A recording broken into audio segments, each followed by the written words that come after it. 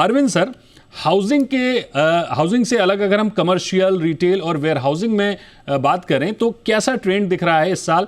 कौन से शहर फोकस में रहे? देखिए, सबसे पहले तो मुझे बड़ा अच्छा लगा गुलाम ने जो रेजिडेंशियल के जो अलग अलग टुकड़े हैं उनकी अलग अलग रफ्तारों के बारे में बात की। बिल्कुल सही है। और अगर हम कमर्शियल की तरफ आए तो कुछ उस तरह का भी उस तरह की पिक्चर हमें इसमें भी दिखाई पड़ेगी, लेकिन एक वृहद पैमाने पर, एक बड़े तौर पर अगर देखेंगे तो कमर्शियल जो है इसमें साल दर साल लगातार बढ़ोतरी आ रही है। लेकिन कोई आश्चर्य की बात नहीं होगी अगर इस साल जो टॉप 6 मार्केट हैं उनमें लगभग 74-75 मिलियन की ऑफिस अब्जॉर्प्शन दिखाई पड़ जाए। और इसमें इसके अंदर जो कंस्टिट्यूएंट्स हैं उसको समझने की ज़रूरत है। आईटी हमेशा की तरह लीड डिमांड जनरेटर है, तो आईटी सबसे आगे है। लेकिन सबसे इंटरेस्टिंग चीज़ जो है, जो दिखाई पड़ रही है, वो है जीसीसी की ग्रोथ की रफ्तार। सिर्फ ग्रोथ और ग्रोथ की रफ्तार दोनों। तो जीसीसी जो एक सब सेगमेंट है कमर्शियल के अंदर, ये बड़ा प्रोमिनेंटली निकल के आ रहा है। इसके अलावा बीएफएसआई है, कोवर्किंग तो है ही है, और हमारा जो टेक सेक्टर है। तो ये तीन चार जो सेगमेंट्स हैं ऑफिस के, ये बड़ी तेजी से इनका विस्तार हो रहा है। और इसका सीधा सीधा इम्प्लीकेशन हमें दिखाई पड़ रहा है दूसरे उसके साथ जो जुड़े हुए कुछ दूसरे सेक्टर्स हैं। तो जैसे अभी एक बहुत छोटा सा सेगमेंट है दीपक जी, डेटा सेंटर, जो आज दिखाई नहीं पड़ता, लेकिन उसमें भी बड़ी तेजी से बढ़ोतरी हो रही है। इनफैक्ट इस साल हम करीब 400 मेगावाट आईटी कैपेसिटी के बराबर की इस साल अब्जॉर्प्शन देखने जा रहे हैं। और अगर ये रफ्तार चलती रही, जो कि 24-25% पर ईयर की ग्रोथ की रफ्तार है, तो ये 2030 होते होते ये 3000 से ऊपर निकल जाएगी कैपेसिटी, जो कि बहुत अच्छी रफ्तार है। इसी तरह एक और सेगमेंट है कमर्शियल के अंदर ही हम उसे गिन सकते हैं, हालांकि उसको थोड़ा अलग देखना चाहिए, वो है वेयर हाउसिंग इंडस्ट्रियल का।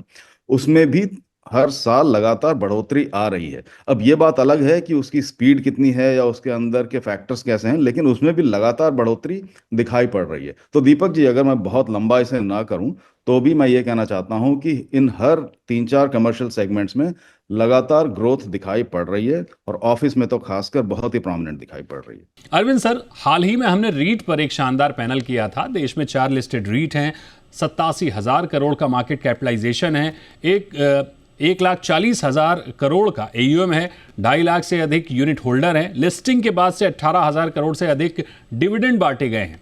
बीते कई साल में हमने जीसीसीज पर फोकस बढ़ते हुए देखा है, तो जीसीसीज से रीट को कैसे सपोर्ट मिलता दिख रहा है? देखिए, आज हमारे पास पिछले 4-5 सालों में 4 रीट तैयार हुए हैं। एसएम रीट्स की बात फिलहाल मैं नहीं कर रहा हूँ। बिल्कुल। तो 4 रीट तैयार हुए हैं। अब एक आम इंसान के लिए इसकी फ्यूचर कैपेसिटी को समझने के लिए मैं एक छोटा सा उदाहरण देना चाहता हूँ।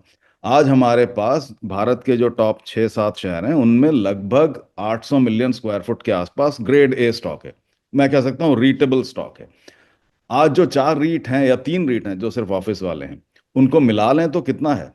उसका एक चौथाई से भी कम है, इनफैक्ट उसके 1/5 से भी कम। तो रीटेबिलिटी की का जो स्कोप है हमारे मार्केट में वो बहुत ज्यादा है। हाँ, ये है कि सारा का सारा जो है वो सब कुछ रीट में नहीं जा पाएगा, लेकिन फिर भी एक बहुत ज्यादा हमारे पास अपसाइड फिलहाल अवेलेबल है। और आप रिटर्न्स देखिए, लगभग सारे रीट्स एक डिसेंट रिटर्न दे रहे हैं। अब ये डिपेंड करता है कि आपने किस पॉइंट पे एंट्री की थी, लेकिन जहां से इनकी लिस्टिंग हुई है, जहां से ये प्रीमियम इनका शुरू हुआ था, वहां से तो ठीक ठीक से रिटर्न दे ही रहे हैं फिलहाल। तो मेरा अंदाजा ये है, और मैं बाकी पैनलिस्ट का भी इसमें अगर कुछ अलग हो तो जानना चाहूंगा, कि हमारे पास रीट में बहुत ग्रोथ की कैपेसिटी है फिलहाल। अगर आज आपके रीट्स जो हैं सब मिला मिलू कर भी अगर 100 मिलियन के आसपास ही हैं स्क्वायर फुट में, और आपके पास और 400-500 मिलियन बाकी है जो आप रीट में डाल सकते हैं, तो फिर इस सेक्टर को कोई रोकना संभव नहीं है। रिटर्न्स तो अपने आप ही आएंगे अगर आप लंबे तौर पर इन्वेस्टेड रहते हैं तो ओवरऑल इन्वेस्टमेंट का जो माहौल है दीपक जी, वो फिलहाल ठीक ठीक सा है। मैं नहीं कहता कि बहुत अच्छा है। 4.3 मिलियन हो गया है, जो पिछले साल से ज्यादा है, चलिए अच्छी बात है। लेकिन इसकी कैपेसिटी बहुत ज्यादा है, जितनी है उतना हुआ नहीं है। रीट्स में भी फ्यूचर कैपेसिटी काफी है। इन दिनों मार्केट हल्का हल्का सा ठीक ठीक सा चल रहा है, लेकिन फ्यूचर कैपेसिटी बहुत है मेरे हिसाब से। अरविंद सर, आप नए साल में कहाँ चुनौतियां देख रहे हैं? देखिए, ब्रॉडली जो गुलाम ने कहा है वो काफ़ी हद तक है, सही है। रेजिडेंशियल में अफोर्डेबल समहाउ थोड़ा सा पीछे छूट गया है पिछले 1-2 सालों में, और उसके बहुत सारे फैक्टर्स हैं। वो फैक्टर्स अब धीरे धीरे हट भी रहे हैं अपनी जगह से, लेकिन उस सेक्टर में चैलेंज आज भी बाकी है और उसको उठाने की ज़रूरत है।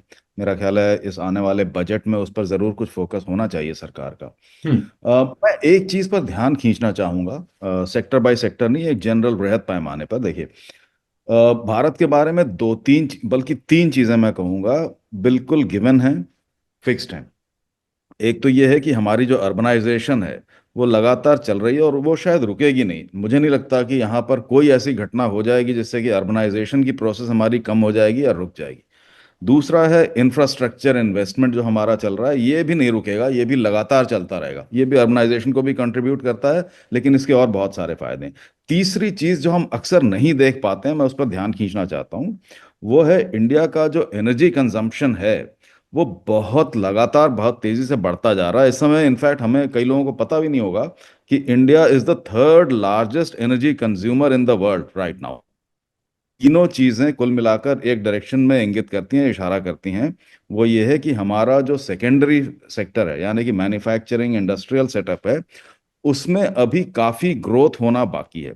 तो हम्म। हाँ, चैलेंजेस इसमें कुछ हैं जरूर, क्योंकि लैंड रिलेटेड चैलेंजेस हैं, और देखिए एक प्राइस बैंड की चैलेंजेस में बनी हुई है।